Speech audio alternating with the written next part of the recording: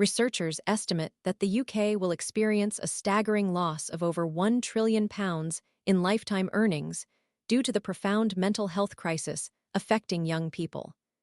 This alarming figure stems from a new report highlighting the devastating economic consequences of a problem that is far too often underestimated.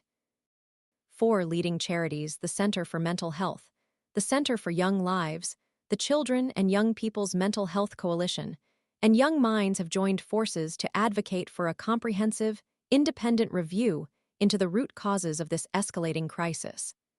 Their urgent call to action emphasizes the necessity for the government to confront the reality of the situation, dismissing any notion that the crisis is overstated or merely a consequence of over-medicalization.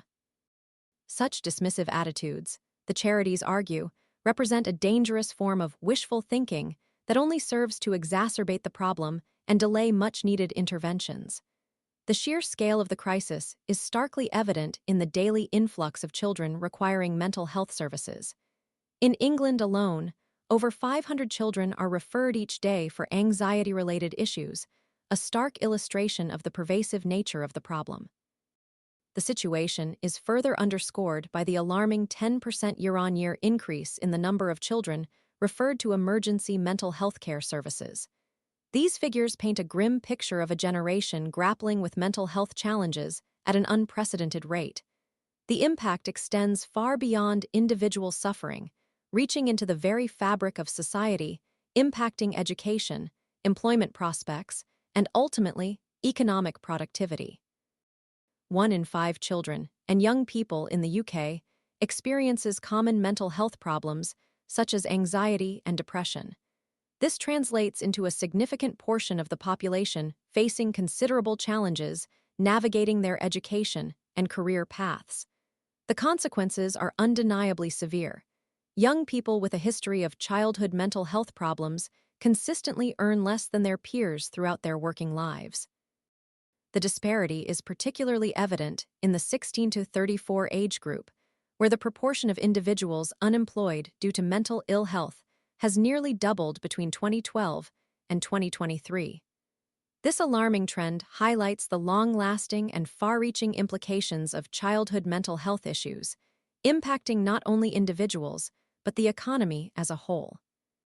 The new report, employing the same robust methodology as a comprehensive 2015 study, has meticulously recalculated the economic burden of childhood mental health problems. Adjustments have been made to account for population growth and the evolving prevalence of mental health issues, resulting in an updated estimate of £16 trillion in lifetime lost earnings. This staggering figure underscores the immense economic cost associated with the fail. The charities argue that this economic burden, while significant, only represents a fraction of the overall cost, which includes the substantial strain on healthcare services, social care systems, and the immeasurable human cost of suffering and lost potential. The call for an independent review is not merely a plea for greater understanding. It is a critical demand for action to mitigate the devastating effects of this crisis and secure a healthier and more prosperous future for generations to come.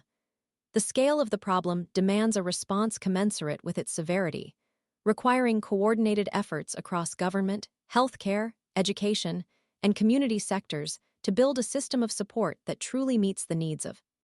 The economic argument alone provides a compelling reason for immediate and substantial investment in preventative measures, early intervention strategies, and comprehensive mental health services for children and young people.